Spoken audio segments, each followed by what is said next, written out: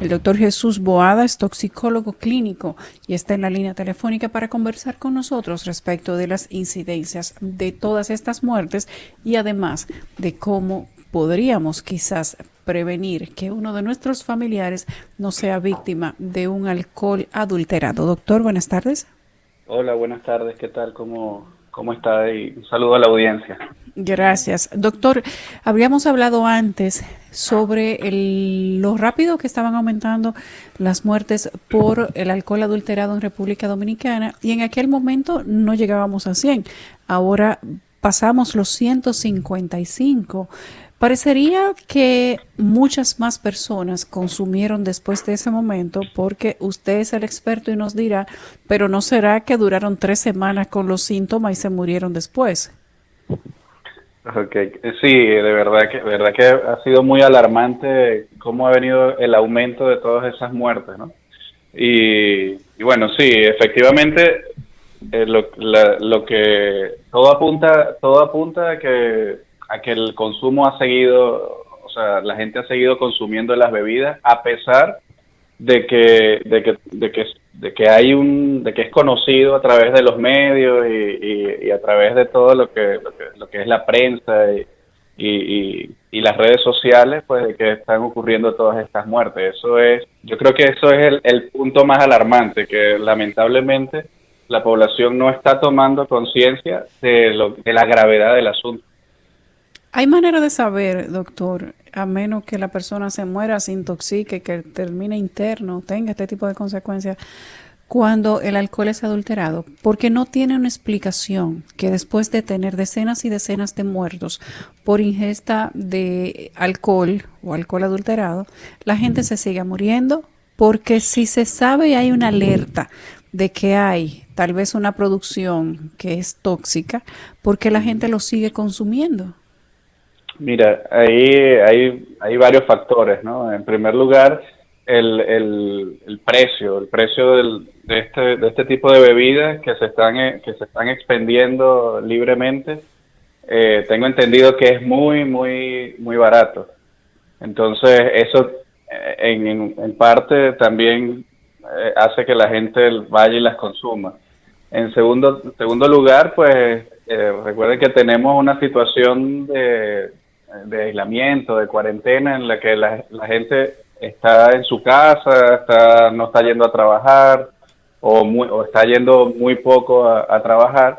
Y bueno, no todo el mundo toma el tiempo para realmente cuidarse o para hacer otra cosa productiva simplemente, sino bueno, muchas personas lo que hacen es tomar el tiempo justamente para tomar, para sentarse a compartir y bueno, lamentablemente lo hacen con este tipo de bebida que ya se sabe y que ya que ya identificada cuál es.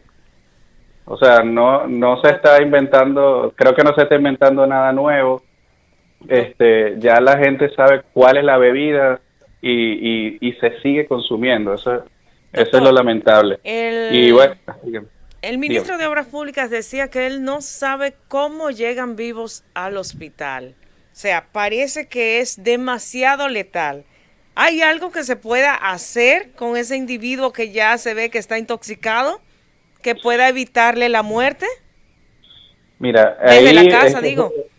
sí, es justamente lo que se ha dicho y lo que la mayoría de los médicos que reciben a los pacientes y bueno, y lo que está escrito también, pues lo que está escrito en la literatura y a nivel internacional es que ese tipo de intoxicaciones es muy grave. Entonces, no es algo que se pueda, digamos, tratar en la casa, ni hacer algo para disminuir los síntomas en casa. Eso es algo que debe ser tratado en hospitales y hospitales de alta envergadura, pues son los hospitales grandes como, por ejemplo, aquí en Santo Domingo, en el Hospital Moscoso Puello, se han recibido una gran cantidad de pacientes.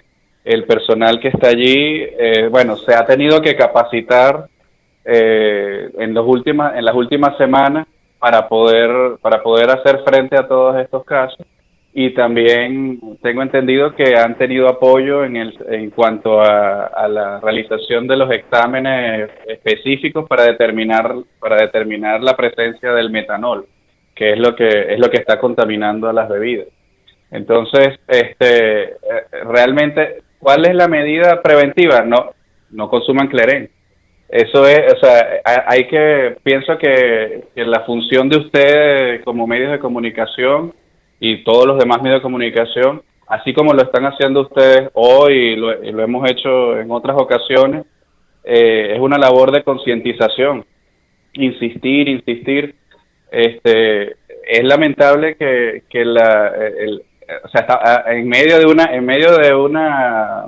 una situación tan grave como es la pandemia del coronavirus, tengamos esta otra situación al lado y no solamente que las personas que son víctimas de esto, que han fallecido o los que han quedado con alguna convalescencia, sino que también son personas y sus familiares que tienen que ir a centros de salud, tienen que salir a su casa y exponerse a una posible infección por coronavirus. Entonces aquí estamos hablando ya de que pudiéramos hacer una combinación bastante grave de las dos cosas. Doctor, usted hace referencia al metanol como un elemento altamente tóxico y entonces sabemos que el clerén o las bebidas, este tipo de bebidas se produce con etanol. Es que el etanol se puede transformar en metanol por alguna situación, que vemos entonces que se está utilizando metanol para esa producción. Sí, mira, ahí hay dos situaciones. ¿Cómo llega el metanol ahí a esa mezcla o a la bebida alcohólica? Eso puede llegar de dos maneras. De una manera accidental o de una manera intencional. Intencionalmente, bueno, adulterar la bebida con el metanol, y la otra manera es la forma accidental, digámoslo así, que es la que probablemente está ocurriendo acá, en la que bebidas que son destiladas de manera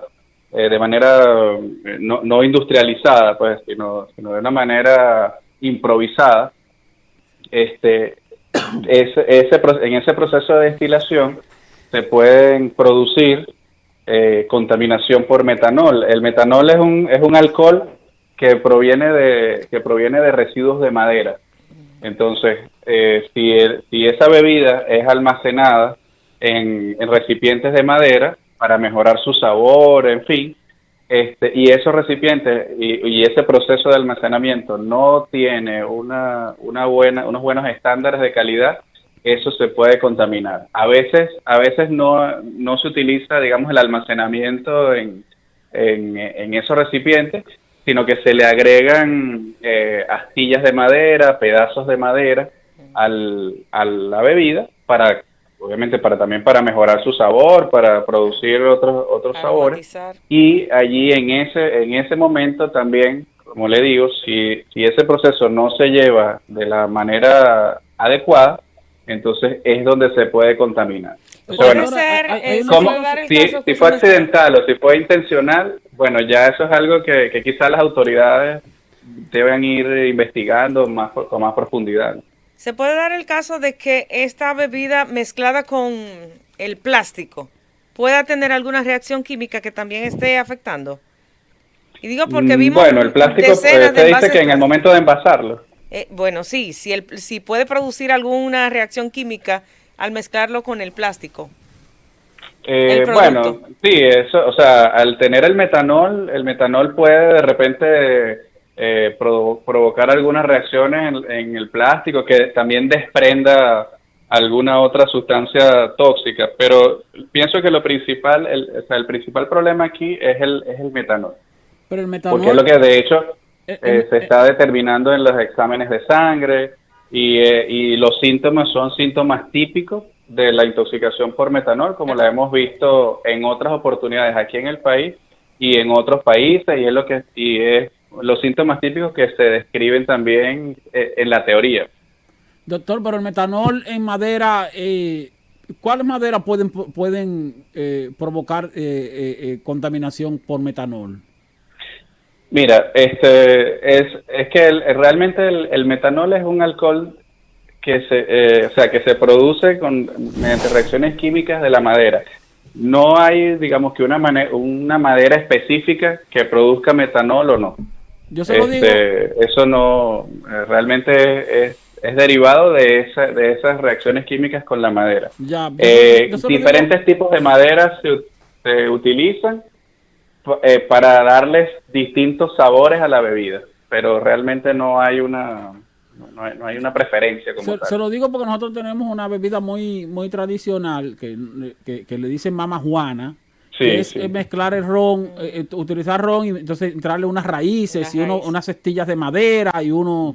y unos asuntos de carey, que para Y darle más gusano, durabilidad al hombre. gusano, cuava, Y hoja. especias. Exacto. Entonces esas maderas pudieran ser contaminantes también, dependiendo de la que se usen. Sí, dependiendo de la que se use, pero es que también es parte del proceso. Ya en la mamajuana ya tenemos un ron, una bebida ya elaborada, Sí. que se le añade esas partículas de madera o esas astillas de madera. Aquí estamos hablando que se está generando en el mismo proceso donde todavía la bebida, donde todavía la melaza está caliente, donde todavía, y ahí es donde quizás se presentan esas reacciones químicas que hacen desprender el metanol. Ya. Doctor, ¿hay alguna manera de saber, de que la gente puede identificar antes de tomar un alcohol como el Kelerén u Ujú. otro derivado, ya que parece, por lo que hemos visto durante todos estos años, que esa es una bebida de consumo corriente? Se Sí, vende en colmados, se vende 10 pesos de esa bebida, o sea, se vende al detalle. No sí, implica para las personas un gasto alto y ahí tienen con qué darse un chuchazo para no pensar en la cuarentena. ¿Hay así es. alguna manera de que la gente identifique en el olor, en el sabor, quizá en algún tipo de textura, que esa bebida es adulterada, es tóxica o simplemente que no debe ser consumida? No, mira, es muy difícil porque ya de por sí el metanol es otro alcohol. Entonces, el sabor y el olor del metanol es muy similar al etanol, que es el alcohol que se utiliza normalmente, pues. Y ya, y si está mezclado, no sabemos ni siquiera en qué proporción.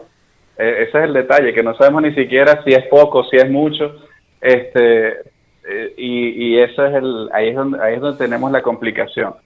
La recomendación en general es que no se ingieran, no se compren ese tipo de bebidas que ya sabemos que es donde viene donde están viniendo la mayoría de los casos, que es específicamente el cleren. Doctor, en el caso de la comida, a propósito de que la gente está en este momento en cuarentena Ajá. y que hay un alto consumo de comida, precisamente porque la gente está en confinamiento, Claro. ¿cómo manejamos los tiempos de los alimentos para que también la gente no se contagie o no se intoxique? Ok, sí, bueno, las intoxicaciones alimentarias también son muy importantes, ¿no? Ahí normalmente lo que ocurre o sea, las intoxicaciones alimentarias ocurren muchas veces cuando no hay buena conservación de los alimentos. Ahí sí nosotros podemos ver algunos signos, podemos identificar si, por ejemplo, hay una comida que tiene un sabor más ácido, o si ya tiene, eh, por ejemplo, que tenga, ahí, por ejemplo, el pan se puede ver que tenga partículas de moho verde o blanco. Ok, pero recomendaciones para que los alimentos no lleguen a desprender esas sustancias tóxicas, puede ser también, por ejemplo, hay mucho consumo de arroz. El arroz no se puede guardar caliente, hay que esperar que esté bien frío para poderlo guardar en caso de que sobre. O sea, Guardarlo no se en la debe Este, nevera, tapar dice. caliente, ¿Perdón? no se debe tapar caliente No, guardar en la o entrar en la En nevera. el nevera. Sí, refrigerador.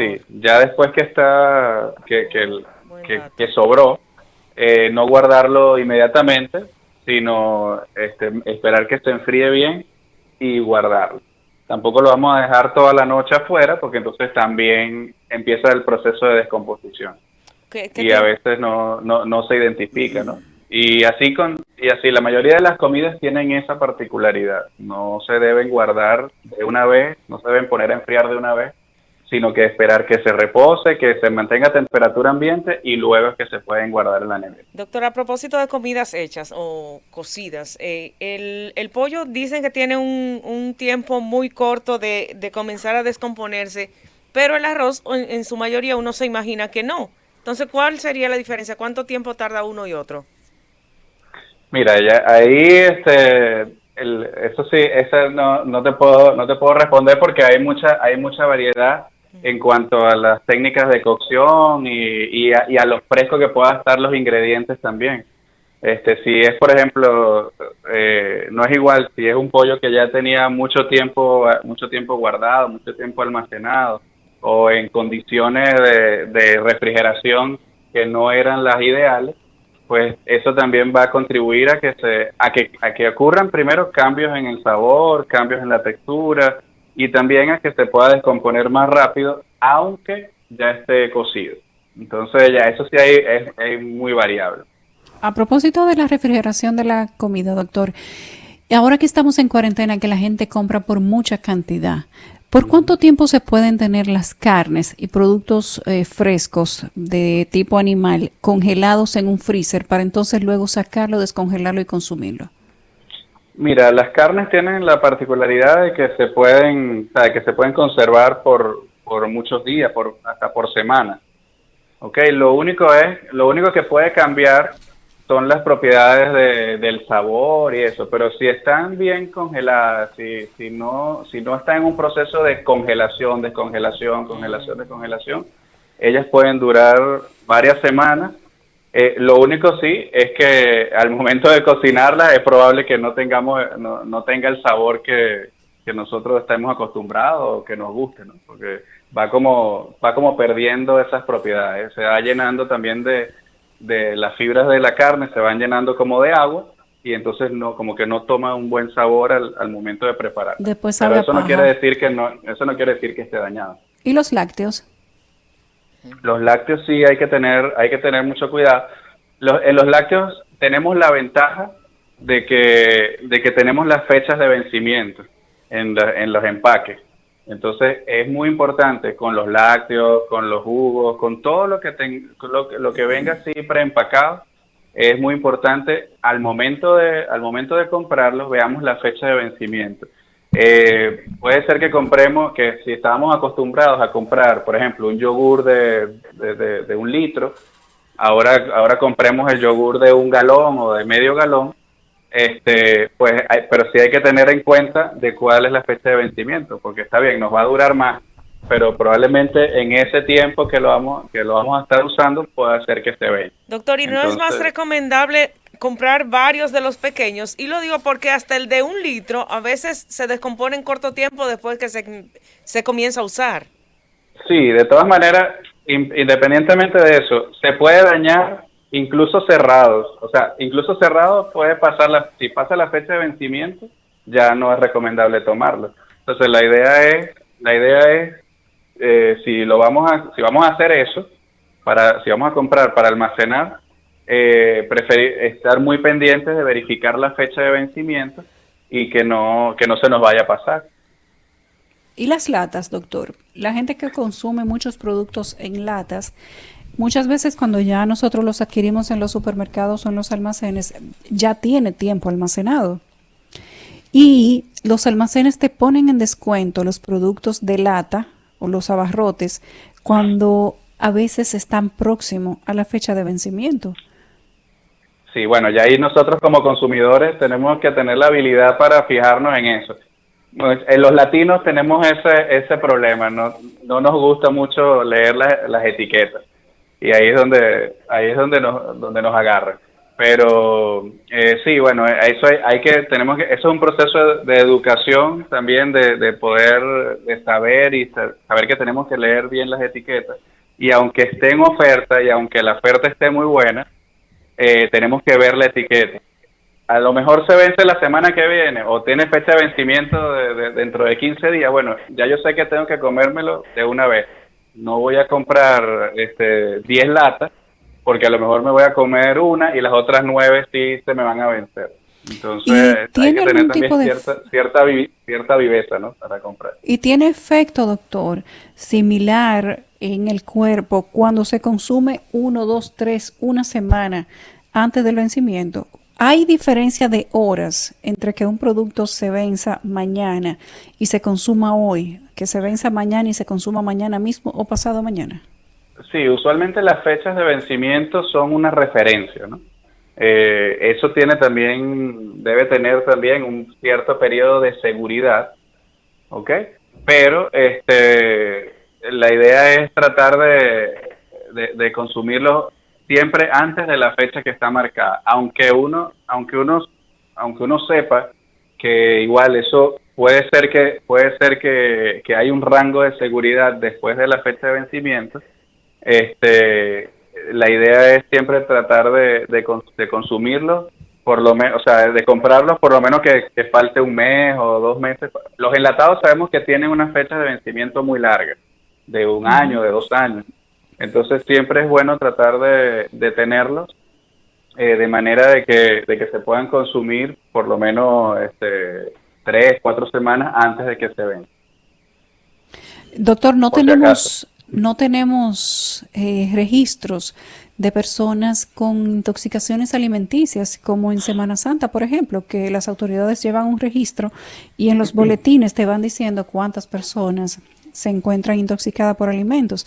¿Se podría considerar que es una condición similar, la de ahora, a cuando estamos en Semana Santa, vacaciones de Navidad, etcétera, para el tema de las alimentaciones, las intoxicaciones alimenticias? Mira, el tema de Semana Santa también es que la gente viaja, es posible que se dan muchas intoxicaciones también por pescado. Entonces, quizás en los sitios donde hay mayor afluencia de personas, hay también mayor consumo de esas especies marinas, y entonces también tenemos mayor posibilidades de que la gente se intoxique. Entonces, y posiblemente también hay mucha gente que no está acostumbrada a comer ciertos tipos de comida, o por lo que mencionabas tú también en diciembre, ¿no? Y pensando en lo que hablamos temprano, en diciembre se hace mucha comida y siempre se come recalentada. Ujú. Entonces, Igual que ahora, sí, doctor. perdón. Que Igual que igual que ahora. ahora. Ah, bueno, Doctor, pero diciembre es como la época de preferencia del calentado. Pero, bueno, depende de cada familia, pues lo que vaya a hacer. doctor, Pero el tema es ese, pues tratar de fijarse bien de que no sobre tanta comida, y las precauciones entonces al almacenar. y en términos, bueno, de qué tipos de comida usted recomienda por el tiempo que estamos viviendo, tomando en consideración la cuarentena, lo difícil que es salir, volver, o sea, tenemos que necesariamente tener almacenadas algunas comidas, pero ¿qué es lo más recomendable en este sentido, tomando en consideración que tener que ir al médico por cualquier circunstancia es un problema en este momento o un problema más? Sí. Mira, hay un detalle también con la alimentación, la cuarentena y todo lo que estamos pasando. Ujú. Eh, la cuarentena también ha disminuido mucho la actividad física de toda la gente, pues, de todo. Entonces, no podemos llevar el mismo ritmo de comidas, con comidas muy grasosas, con guisos muy, sí, exacto, muy grasosos, un frito. Entonces, ¿por qué? Porque la disminución de la actividad física va a hacer que al final de la cuarentena tengamos mayor obesidad o mayor probabilidades de aumentos de colesterol y de triglicéridos y de todas esas cosas. Entonces, la idea es tratar de consumir alimentos con menos cantidad de grasa, con menos condimentos, más sanos, ¿ok? Y también frutas, vegetales. ¿Por qué? Porque eso ayuda también a aumentar las defensas, a mejorar el sistema inmunológico, y poder estar también más protegidos contra lo que puede ser una posible infección por el coronavirus.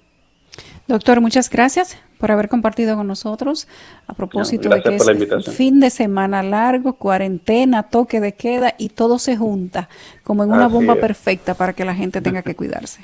Así es, así es.